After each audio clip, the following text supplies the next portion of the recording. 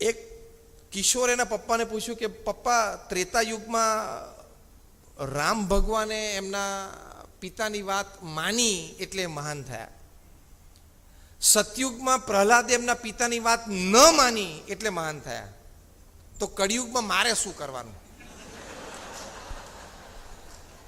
મારે તમારી વાત માનવાની કે નહીં માનવાની? એટલે એના પપ્પાએ બહુ સુંદર જવાબ આપ્યો અનુભવથી કે બેટા,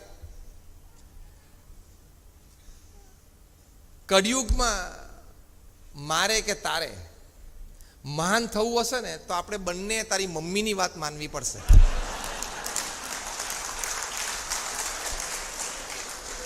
આ તો just on a lighter not.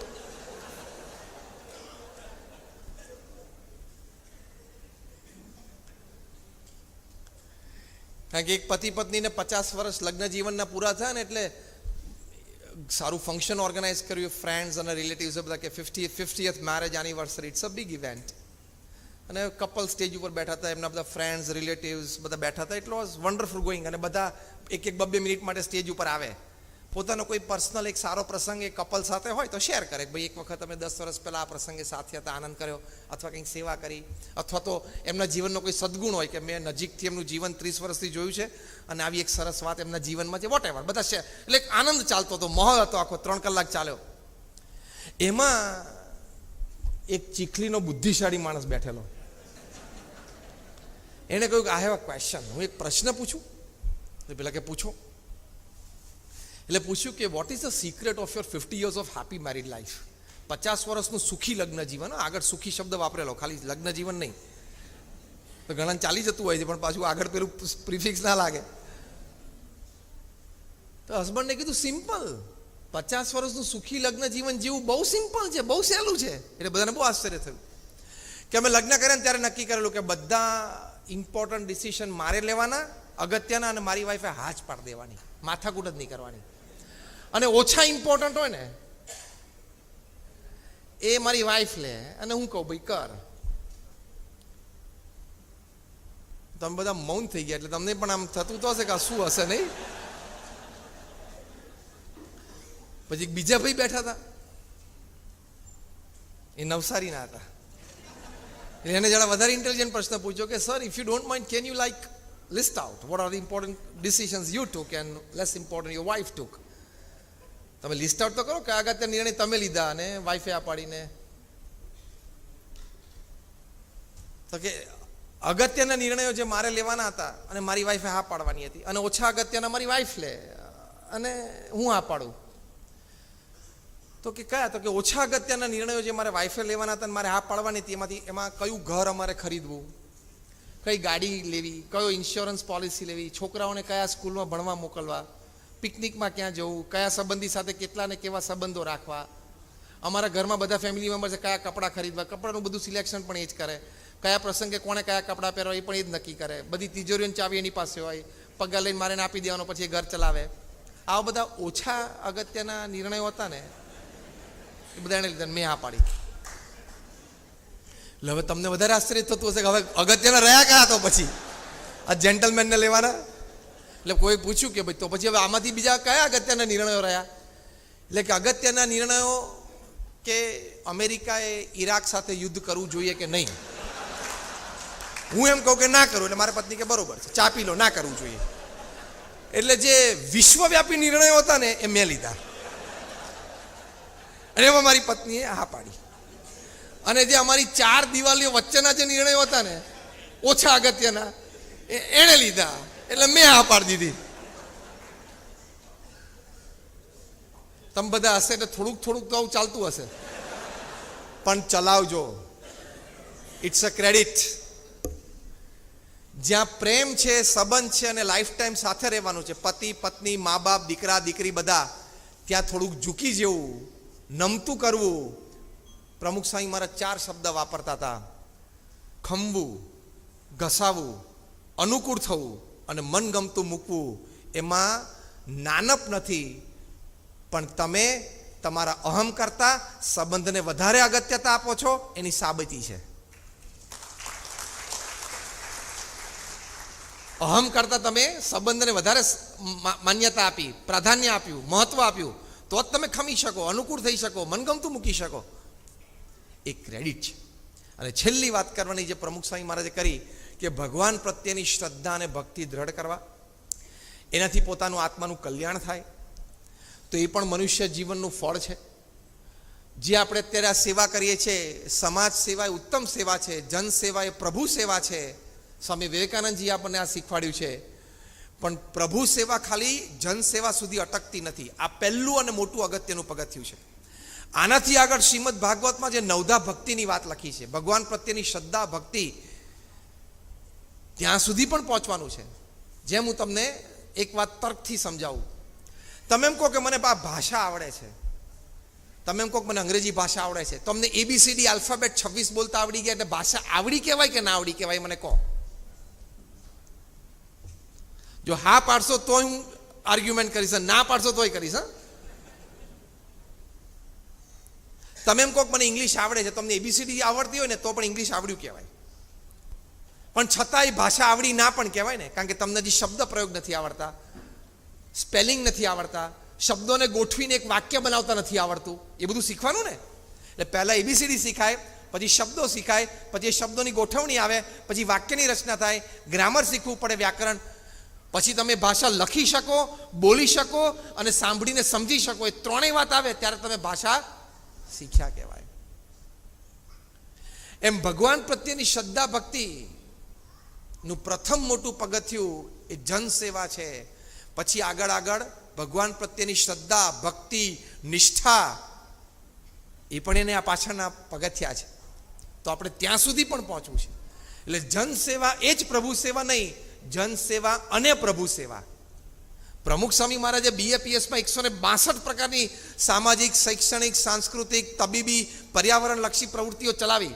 અમને 1100 સંતોને એની સેવામાં રાખ્યા. અમે પણ 8-10 કલાક આ નાની મોટી સંસ્થાઓ ચલાવીએ છીએ. જેમ કોરોનાની વાત કરી નરેશભાઈએ, એમ અમે ત્યાં અટલાદરામાં, બરોડામાં પીક ઉપર હતું જ્યારે આ એપ્રિલ મેમાં સેકન્ડ વેવ. એપ્રિલની 12મી તારીખે સવારે નિર્ણય થયો કે આપણે ફિલ્ડ હોસ્પિટલ ઊભી કરવી. એપ્રિલની 15મી તારીખે એટલે 96 કલાકમાં અમે 500 ઓક્સિજન બેડની હોસ્પિટલ ઊભી કરી દીધી મંદિરના કેમ્પસમાં. 500 ઓક્સિજન બેડ, આખું ફાઉન્ડેશન કરી, એની ઉપર 13,000 લીટરની લિક્વિડ ઓક્સિજનની ટેન્ક અને એક બેડ સુધી કોપર ટ્યુબિંગ. એમાં અમે સંતો અને કાર્યકર્તાઓ બધા રાત દિવસ સેવા કરી. 2200 પેશન્ટે ટ્રીટમેન્ટ લીધી. અમે ભગવાનને પ્રાર્થના કરેલી કે મંદિરના કેમ્પસમાં ફિલ્ડ હોસ્પિટલ ઊભી થઈ છે તો અહીંયા કોઈ પોતાની જાન ગુમાવવો જોઈએ નહીં. અહીંયા જે પણ પેશન્ટ આવે એ સાજા થઈને જાય અને એમના પરિવાર સાથે પાછા પહોંચી જાય. ભગવાને કૃપા કરી અને અમારી ફિલ્ડ હોસ્પિટલમાં 2200 પેશન્ટમાંથી એક પણ વ્યક્તિએ દમ છોડ્યો નથી. બાજુમાં અમારી નિરામય હોસ્પિટલ છે જે BAPS સંસ્થાની છે, ત્યાં 30 બેડ છે. 30 બેડ તો અમે 1.5 વર્ષ સુધી કોરોનામાં ચલાવ્યા. 1.5 વર્ષ સુધી ત્યાં આપી ટ્રીટમેન્ટ. આ બધા પેશન્ટ, એના સગાવાલા, ડોક્ટર્સ, પેરામેડિકલ સ્ટાફને 3 ટાઈમનું જમવાનું મંદિર તરફથી અમે આપતા. સવારે 11 વાગે કંઈ ફ્રૂટ, સાંજે 4 વાગે ટી, કોફી, કુકીઝ, બિસ્કિટ્સ આપતા હતા. બધી જ વ્યવસ્થાઓ કરી. પણ સાથે સાથે એ હોસ્પિટલમાં સવાર સાંજ ઓડિયો સ્પીકર સિસ્ટમ ઉપર ભગવાનના નામ સ્મરણની ધૂન પણ વાગે. આરતીના સમયે આરતી પણ થાય. આ સાયન્ટિફિકલી પ્રૂવ છે. જેટલા ડોક્ટર્સ બેઠા હશે ને ખબર પડશે કે spirituality has power to heal. અધ્યાત્મમાં તમારા રોગને નાબૂદ કરવાની શક્તિ છે. મ્યુઝિકમાં પણ છે, મેડિટેશનમાં છે, તો અધ્યાત્મમાં તો હોય જ ને. એટલે આપણે બંનેનું કોમ્બિનેશન જોઈએ છે. વિજ્ઞાન આપણને સ્વસ્થ મનુષ્ય આપે છે, અધ્યાત્મ આપણને સ્વસ્થ માનવતા આપે છે. આપણે બેય જોઈએ છે. સ્વસ્થ માનવ અને સ્વસ્થ માનવતા બેય જોઈએ છે. એટલે વિજ્ઞાન અને અધ્યાત્મ બંનેની જરૂર છે. એટલે ભગવાન પ્રત્યેની શ્રદ્ધા અને ભક્તિ સાયન્ટિફિકલી પ્રૂવ છે કે તમે જ્યારે ટેન્શનમાં આવી જાઓ ત્યારે તમને પરસેવો વધી જાય, હાર્ટબીટ્સ વધી જાય, બ્લડ પ્રેશર વધી જાય. It happens. તો એ વખતે તમારા બ્લડ સ્ટ્રીમમાં 2 હાર્મોન્સ રિલીઝ થાય છે. કોર્ટિઝોલ છે અને બીજું એપિનેફ્રિન છે, જેના લીધે આ બધી ઇફેક્ટ આવે. એ વખતે તમે જો ભગવાનનું નામ સ્મરણ ચાલુ કરી દો આ doctor Andrew Newberg, doctor H G. Koenig અને university of Philadelphia, university of પેન્સિલ્વેનિયામાં પ્રૂવ કર્યું કે એ વખતે તમે નામસ્મરણ ચાલુ કરી દો, પણ એ વખતે સ્પેરવિલની જેમ તમે ઉપયોગ કરો નામસ્મરણ એવું નહીં. હા, એ રોજની પ્રેક્ટિસ હોવી જોઈએ. તો એ વખતે તમારા બ્લડ સ્ટ્રીમમાં એન્ડોફિન નામનું એક હાર્મોન રિલીઝ થાય છે. એ એન્ડોફિન છે એ આ કોર્ટિઝોલ અને એપિનેફ્રિન આ બંને હાર્મોનની ઇફેક્ટને, એના પ્રભાવને દબાવે અને તમને જરા આમ કામનેસ, કુલનેસ, સ્ટેબિલિટી એનો તમને અનુભવ થવા માંડે. તો નામસ્મરણમાં તાકાત છે કે તમારા હાર્મોન સિક્રીશન ચાલુ કરી દે.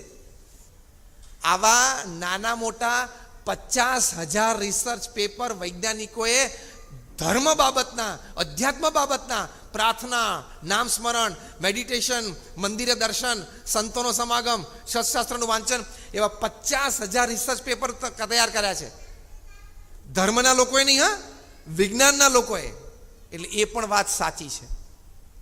એટલે તમારે તમારા સંતાનોને સંસ્કારમાં આ ભગવાનની શ્રદ્ધા પણ શીખવાડવાની, કારણ કે ગણપતિનો શીખવાડવાનો જવાબદારી તમારી છે. સ્કૂલ તો ગધેડાનો જ શીખવાડશે. એટલે મોટો થઈને પછી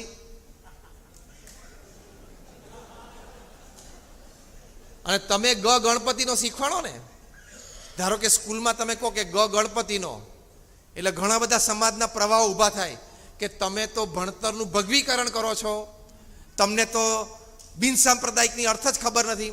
બિન સાંપ્રદાયિકની વ્યાખ્યા જ આપણે ખોટી કરી નાખી. બિન સાંપ્રદાયિકતા એટલે કોઈ ધર્મ નહીં, બિન સાંપ્રદાયિકતા એટલે બધા ધર્મ સારા અને સાચા છે. અને બધા દેશો બિન સાંપ્રદાયિકતામાં માને છે, છતાં પોતાનો ધર્મ બરોબર પકડી રાખે છે. ઇંગ્લેન્ડ જેવા દેશમાં કાયદો પસાર થયો છે કે ઇંગ્લેન્ડની ધરતી ઉપર ભણતો કોઈ પણ છોકરો હોય, કોઈ પણ વિદ્યાર્થી હોય, એ ધોરણ 12 સુધી એને ઇંગ્લેન્ડનો જ ઇતિહાસ ભણાવવાનો, યુરોપનો નહીં, રશિયાનો નહીં, એશિયાનો નહીં, અમેરિકાનો નહીં. કેમ? તો કે દેશ પ્રત્યેની અસ્મિતા જાગે. પછી કોલેજમાં ગયા પછી એને કોર્સ લેવો તો લઈ શકે, ભાઈ યુરોપિયન હિસ્ટ્રી ભણે, બીજો હિસ્ટ્રી ભણે. 12મા ધોરણ સુધી એને બ્રિટિશ હિસ્ટ્રી જ ભણવાનો. આ કાયદો બિલ આપણે પસાર કરવા જઈએ તો અહીંયા કેટલું તંત્ર ઊભું થાય કે તમે તો ભગવીકરણ કરો છો, પણ દેશની અસ્મિતા તો હોવી જોઈએ ને. પણ ચિંતા નથી, આપણા માનનીય પ્રધાનમંત્રીશ્રીએ નેશનલ એજ્યુકેશન પોલિસીમાં NEP 2020માં મૂકી દીધું છે. એટલે આ થશે. અત્યારે તમે કોઈ પણ એરપોર્ટ ઉપર જાઓ તો દરેક એરપોર્ટ ઉપર તમે સિક્યુરિટી ક્લિયર કરો એટલે સ્ક્રીન ઉપર દેશભક્તો અને આઝાદીની લડત લીધી હોય એ બધાના ઇતિહાસ સ્ક્રીન ઉપર આવે છે. આપણે તો નામ જ નથી સાંભળ્યા આ લોકોના. બોલો, આપણે મુખ્ય 10-15 નામ ખબર છે. એવા લોકોના નામ છે, એવાના ઇતિહાસ છે. અત્યારે અમે એક જગ્યા અમે એ વાંચ્યો એક જણાનો ઇતિહાસ. ઓરિસ્સાની એક વ્યક્તિનો 12 વર્ષનો છોકરો એને અંગ્રેજોને જે હંફાયા છે એનો ઇતિહાસ સ્ક્રીન ઉપર અમે હમણાં મુંબઈ એરપોર્ટ ઉપર વાંચ્યો. આવા તો કેટલા છે, એ આપણને ભણાવવામાં આવે. જેમ આપણા પ્રધાનમંત્રીશ્રીએ કીધું કે ખાલી મોગલો ઉપરથી આવ્યા અને અંગ્રેજો આવ્યા એટલું જ આપણને ભણાવે છે. આપણે બધા ઇતિહાસમાં એટલું જ ભણી મોટા થયા છીએ. એ બહુ સિસ્ટમેટિક રીતે દેશને તોડવાની સિસ્ટમ છે. તો હવે આ નેશનલ એજ્યુકેશન પોલિસીમાં આ બધાની વાતો આવશે. 12 વર્ષના છોકરાને અંગ્રેજોએ ફાંસી ઉપર લટકાયો. ફાંસી ઉપર લટકતા એ બોલતો હતો કે વંદે માતરમ, હું બીજો જન્મ લઈને તારી સામે લડીશ. 12 વર્ષના છોકરાની સ્પિરિટ. આ સંસ્કાર આપણે આપણા દેશને આપવાના છે. આપણા દેશ પાસે બધું જ છે. We are the youngest nation in the world. 540 million, 54 કરોડની ભારતની વસ્તી 35 થી નીચેની વર્ષની છે. શું ના થઈ શકે આપણાથી? બધું જ થઈ શકે. એટલે પહેલી વાત આપણે કરી સંપ, બીજી વાત આપણે કરી વ્યસન મુક્તિ, ત્રીજી વાત આપણે કરી શ્રદ્ધાથી આવી નાની મોટી સેવામાં જોડાવાનું, ચોથી વાત આપણે કરી પરિવારને સંસ્કાર આપવાના, પોતાની સાંસારિક જવાબદારીઓ બરોબર નિભાવવાની, અને છેલ્લી વાત કરી ભગવાન પ્રત્યેની શ્રદ્ધા અને ભક્તિ રાખવાના. તો તમને જીવનમાં સુખ, શાંતિ અને આનંદ રહેશે. અને મોર દેન ધેટ 70-80 વર્ષે તમે તમારી છાતી ઉપર હાથ મૂકીને આમ થપથપાવીને બોલી શકો કે યસ, મને ભગવાને 70-80 વર્ષનું જીવન આપ્યું તો હું પણ જીવન જીવ્યો. તો thank you very much for patiently listening to me. અને આપ સૌ માટે અમે પ્રાર્થના કરીએ છીએ અને આવીને આવી સેવાઓ આ ક્લબ દ્વારા થતી રહે એવી આપ સૌ માટે પ્રાર્થના છે. સૌનો આભાર. જય સ્વામિનારાયણ.